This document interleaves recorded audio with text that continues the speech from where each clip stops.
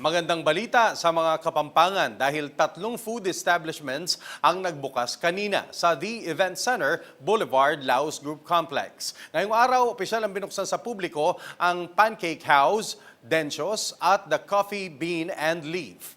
Naritong report.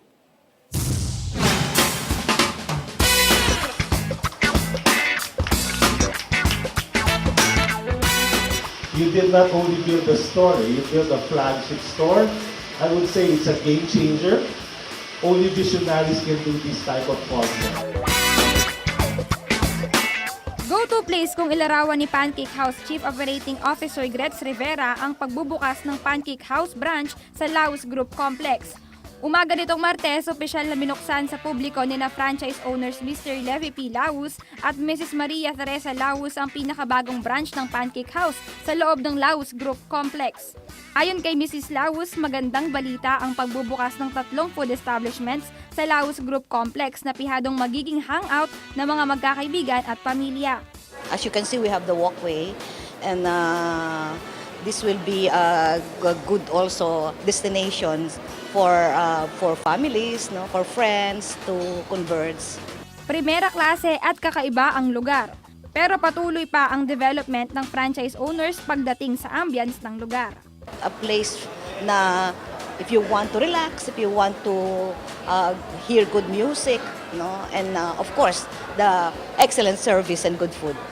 Positibo naman si Mrs. Laus sa pagtangkilik ng mga Kapampangan sa bagong tambayan ng pamilya at magbabarkada. Actually, as early as 1 week ago, ang dami nang pumupunta dito, no? Ang dami na nagjo-jogging, ang dami na namamasyal, and then ang dami na nag-stop na akala nila naka-open ng store. Every afternoon dito kami, we always try to check everything, every detail to make sure that we will eventually create and build a place that its ambience can make people visiting this one an ambience of relaxation, an ambience of prestige, an ambience of security, and of course an ambience that would really make everyone feel really good. Hinihikayat ng Senior Marketing Manager ng Pancake House at Dencios na bisitahin ng tinaguriang all-in-one events place ang LausGroup Complex. Is the complex itself. You have restaurants, there's going to be an event center, so there's ample parking. So it's really ideal for families or even for business people to come here either to have their meetings or at the same time have bonding time with family and friends. Para sa mga working adults na gustong mag-chill, hinikayat niyang tangkilikin ng food specialty ng Dencios.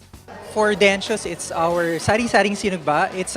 It's a platter of different grilled items. Mga inihaw po natin. Of course, our crispy sisig, calamares, maraming pulutan, lots of drinks.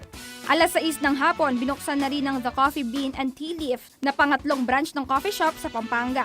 This LausGroup Complex will provide certain standard, and we may not be in the ranks of the major developers, but at least we can say that this is home-based, homegrown development. Ako si Zyril Reyes para sa Metro Central Luzon News.